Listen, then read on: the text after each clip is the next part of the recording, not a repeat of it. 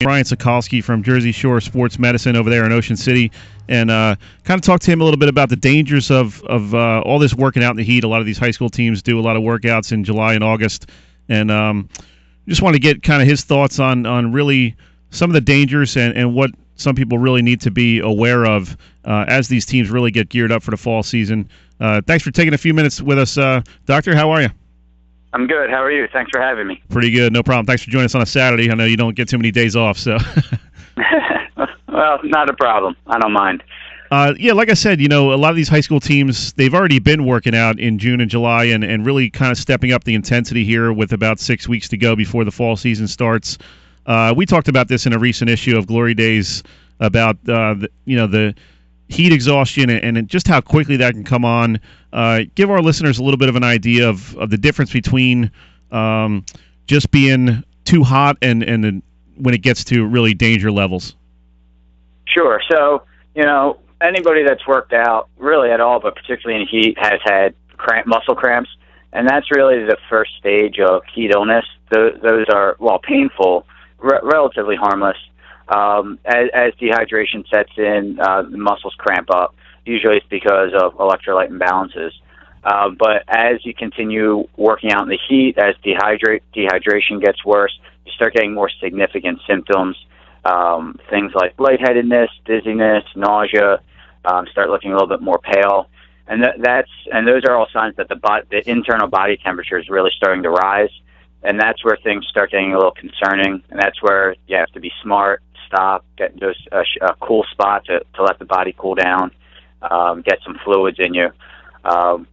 If not, if you try to push through it, that's when you can get more severe illness, where you get heat stroke, and that's where you can get serious organ damage. You lose consciousness, you lose coordination, and you can get serious illness and even death. Yeah, definitely a serious thing. We talked about this a few weeks ago, and you mentioned something that I thought was interesting about the level of humidity and how much that really plays a factor, even more so than the heat.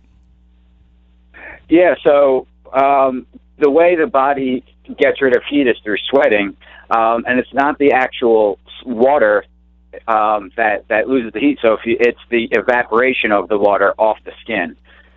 So the more humid the air is, the more difficult it is for the sweat to evaporate. And so the body is not as efficient at releasing the heat in more humid conditions. So, the old joke, going down to down south, southwest like Arizona, and it's a dry heat, and it's still 110 degrees, but 110 degrees with very low humidity could be better than 90 degrees and high humidity like we get here in the summer. Right. What are some things that parents and coaches really need to hammer into their brains about being safe with these kids? And because you see this all the time, every summer it seems like you see a kid who dies at a football practice or a soccer practice or something like that in August with that high heat and humidity. What do we really need to tell these parents and coaches that will kind of put an end to this kind of thing? Like, because you said it's 100% preventable. Why does it keep happening, and what do these parents and coaches really need to know? It really, to drill it down to the basics, it really is just common sense. Real basic things to do: have water available at all practices. Make sure that as a parent, make sure your kids are hydrating before and after practice, particularly before going to bed and when they first wake up in the morning. Have coaches schedule practices either early in the day or later in the day. Don't practice during the hottest time of the day, which is between 12 and 3 o'clock. And then close supervision during practice. If you see kids not looking great, you got to pull them aside and let them catch their breath, put them in a shady spot, let them cool down. And probably the most important thing is acclimatization, getting used to working out in the heat. So most athletes nowadays, they train year-round, but the kids that, take the summer off and then show up for the first day of camp without working out, they need to be eased into high-intensity practice. They can't go from 0 to 2 days with no acclimatization, because that's where serious injury. That's one way serious injury happens. We're talking with Dr. Brian Sokalsky from Jersey Shore Sports Medicine in Ocean City, talking about some of the dangers of heat and working out in the heat. And as we know, a lot of these high school teams are getting started, if they haven't already. Doc, what's the biggest thing for, say, an incoming freshman? A lot of these kids aren't used to the type of intensity it's going to take to be a high school athlete. They're 14 years old. They haven't really worked out to this kind of intensity yet in their lives. What should their parents be aware of, and the kids themselves, in terms of, like you said, these are kids who haven't really been exposed to high intensity varsity type practices. How important is it for the coaches to kind of ease them in, and the parents to be aware of what's going on a daily basis with their practices and their coaches? Yeah, it's very important. So from a parent standpoint, they need to meet the coaches that are going to be taking care of their kids. They need to get an idea of what type of workouts their kids are going to be exposed to. Not to tell the coaches what to do, but they need to get some basic information to make sure their kids are safe.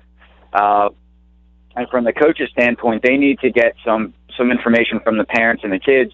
What experience do they have in the sport? What experience do they have in working out? Have they been doing any training beforehand? And as much as coaches want to treat the team as one this time of year, and this time of year with this kind of heat, different players on the team are going to have different fitness levels, and so they kind of have to separate the kids out until they're able to catch everybody up and get everyone on the same level. I think one of the hardest things for coaches is, you're trying to instill a little bit of toughness in these kids. You want to push them a little bit to see, who can handle the intensity of the varsity level, who needs to be on JV, that kind of thing. How tough is it for these coaches to dial it back a little bit? Your first instinct as a coach is to go harder, go faster, keep pushing these kids. But, like we've seen in the last couple of years, there's so much more awareness now in terms of heat-related illnesses and how quickly they can come on. I guess, how important is it for a coach to kind of have a good understanding of this and know when to dial it back? It's extremely tough, and the coaches every day are put in a very difficult position, particularly since when they were younger, when we were younger, and some of the older coaches, particularly when they were growing up and playing sports, there was none of that. If they didn't perform well, they didn't get water breaks. They were pushed a lot harder because the knowledge just wasn't out there as to the dangers they were exposed to. So for them, it's a complete philosophical change that they have to go through, and it's very difficult, and it's a very fine line on how far you can push an athlete to make them tougher and get them in the shape they need to be in versus exposing them to harm.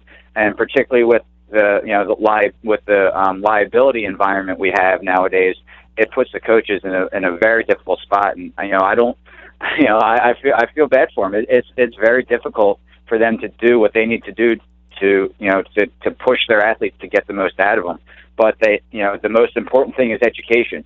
If they know what to look for, it'll make it easier to know the line that they can't cross in pushing their athletes. Well, I think one of the good things, in this day and age, 2015 here, there's a lot more interaction with the school trainers and even guys like yourself, local doctors.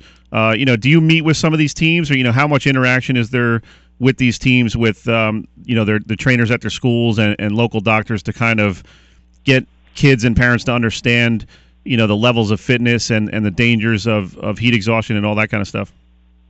It really varies school to school. I have a good working relationship with most of the trainers here in the area, particularly in the schools in Atlantic County, and they all do an excellent job. And I know this time of year they get they spend a good portion of their days at the school because they're there for a good portion of all of the sports practices. It used to be the trainer had to be there for football and everybody else fended for themselves, but now the trainers are there for a lot of the practices.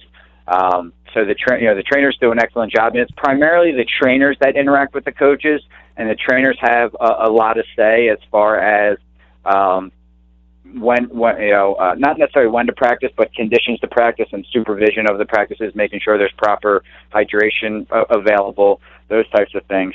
And the trainers serve primarily as the intermediaries between the medical community like myself and the coaches and the parents. Real quick before we let you go, Brian, we got about a minute left here. I think the most interesting thing to me about when we talked a few weeks ago was just how quickly something can go from a kid just being winded and out of breath to really being in a life-threatening situation. For the parents and coaches out there listening, just how quickly can that happen? Is it a matter of a few minutes? Usually there are warning signs before that, but you don't realize that until you look back and say, "Oh, this is what happened." Because, like you said before, it's very difficult to figure out whether it's just someone who's tired and you want to push them through it, or they're having their symptoms that are going to grow into a life-threatening situation. So it can, when it's happening, it can be basically in the blink of an eye that all of a sudden they look like they're just tired or maybe slacking it on sprints or something like that, and then all of a sudden they're on the ground and you're calling 911. So it can happen very quickly, and it's important that all the coaches know their emergency action plan, which I know all schools have. Mm-hmm. I appreciate you taking a few minutes. Dr. Brian Sokalsky with us here on the South Jersey Sports Report. Great information, and we'll catch up to you soon, Doc. Thanks. All right, Dave. Thanks for having me. All right. Appreciate it. Enjoy your weekend. You too. Bye-bye. That was Dr. Sokalsky over there for Jersey Shore Sports Medicine in Ocean City. Great.